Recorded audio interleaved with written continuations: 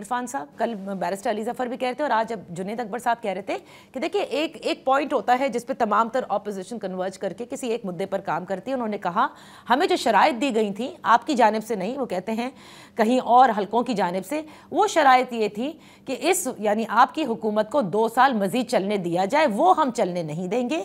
और ये कहा जा चुका है कि अब जो एहतजाज होंगे उसका मुद्दा कबल अज वक्त इंतखाबात होगा। और आप जानते हैं मौलाना साहब भी इंतखाबात के हवाले से उनकी भी तहफ़्फ़ुज़ात हैं, वो भी नाराज़ हैं। मौलाना इस मुतालबे के साथ अगर आ जाते हैं तो मैं उसको रूल आउट नहीं कर रहा, लेकिन वो पार्लियामान की हद तक आएंगे, वो मेज़ की हद तक आएंगे, वो जलसे की हद तक भी आ जाएंगे। लेकिन वो अगर ये समझते हैं कि उनकी तकरीबकारी में शरीक हो जाएंगे और उनके 9 मई में शरीक हो जाएंगे या 26 मई की फ़लसफ़ी में शरीक हो जाएंगे, ऐसा हरगिज़ नहीं होगा। दूसरी बात यह है कि वो जिन खुफिया हलकों की बात अक्सर व बेशतर करते रहते हैं, उनका कोई ना कोई फ़र्द जो है वो ताक झांक करके वहाँ से ये ख़बर ले आता है जी कि फ़लाँ ने चिलमन हटा के मुझे देखा है, फ़लाँ में छत पे खड़ा था और उसने मेरी तरफ यूं झांक के देखा। पता नहीं वो किन किन ख्यालों और ख्वाबों की दुनिया में रहते हैं। कोई कहता है मुज़ाकरात शुरू हो गए, कोई कहता है जी कि दो साल के लिए उन्होंने कहा था कि इनको चलने दो। ये कहाँ से लेके आते हैं ये बातें? क्या इनकी कोई तस्दीक कर सकता है? अच्छा, ये जो मर्जी है कहते चले जाते हैं तस्दीक और तरदीद जिनके बारे में नहीं, जिनके बारे में है वही कर सकते हैं। जाहिर है हम क्या करेंगे ये तस्दीक और तरदीद। इरफान साहब, आखिर में मैं ये जानना चाहूँगी, इस्लामाबाद हाई कोर्ट का जो मसला है वो हल होता नज़र नहीं आ रहा। पहले भी एक ख़त लिखा गया था जिस पर बड़ी आपको याद होगा कि बड़ी आपसे इस पर मेरी गुफ्तगू भी हुई थी प्रोग्राम में। अब जो ख़त मंजर आम पर आया उसमें तहफ़्फ़ुज़ात का इजहार किया गया है कि आउटसाइड यानी बाहर से चीफ जस्टिस की तैनाती पर तहफ़्फ़ुज़ात है। एक तासुर जो डेवलप हो रहा है कि इस्लामाबाद हाई कोर्ट को मैनेज करने की कोशिश की जा रही है। मैं चाहूँगी आप इस पर अपनी राय ज़रूर दीजिए।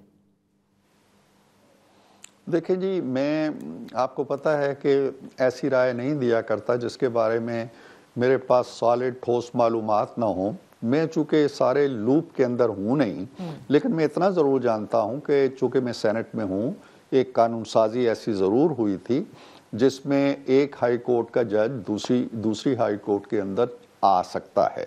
अब मामला ये है कि 2 बड़ी निहायत अहम शख्सियात जो है मुल्क की, उनको एड्रेस किया है आली मर्तबत जो हमारे हाई कोर्ट के जज हैं, उन्होंने एक चीफ जस्टिस को मुखातिब किया है, एक सदर ममलिकत को मुखातिब किया है। मेरा ख्याल ये है कि ना हुकूमत से उन्होंने कोई बात की है। मैं हुकूमत का नुमाइंदा होते हुए या सियासी पार्टी का नुमाइंदा होते हुए उस पर कोई तबसरा नहीं करूँगा।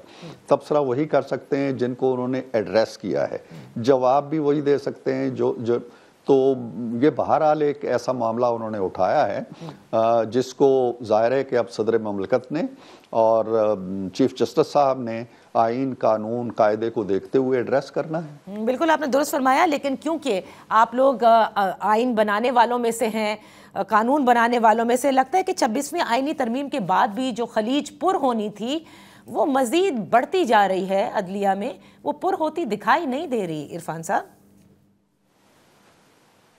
देखिए मसाइल होते हैं, हमेशा रहे हैं कुछ न कुछ। आपको भी याद होगा, मुझे भी बहुत अच्छी तरह याद है सज्जाद अली शाह साहब के दौर में क्या कुछ हुआ, किस तरह अदालतों में तकसीम भी हुई। ये नहीं होनी चाहिए। मैंने तो खतूत नवीसी का रुझान और इस तरह के खुले जलसों में जाके या गैदरिंग्स में जाके, कन्वेंशंस में जाके तकारीर करना और बहुत दो टोक किस्म की बातें करना, ये अजीब लगता है। दुनिया में ये रिवाज नहीं है। दुनिया में हमारे यहाँ ये जो पहले 6 खतूत लिखे गए या 6 जज साहब की तरफ से ख़त लिखा गया, फिर अभी 2 दिन पहले एक सीनियर जज ने बाहर फरमाया जी कि ये सारी जो 26वीं तरमीम है ये उस ख़त से फूटी है। तो इस तरह के कमेंट्स नहीं देने चाहिए ना। जो पार्लियामेंट है वो भी एक इदारा है ना, बहुत बड़ा इदारा है। जिस तरह अदलिया का एहतराम होना चाहिए, पार्लियामेंट का एहतराम, वो गलत होगी, उसमें नकायस होंगे, उसमें खामियां होंगी, लेकिन आपने नकायस और खामियां नहीं तलाश करनी। आपने आइन को देखना है और आइन आपको ये कहता है कि कोई आइनी तरमीम किसी अदालत में चैलेंज नहीं हो सकती व्हाटसोएवर, चाहे कोई भी वजह हो।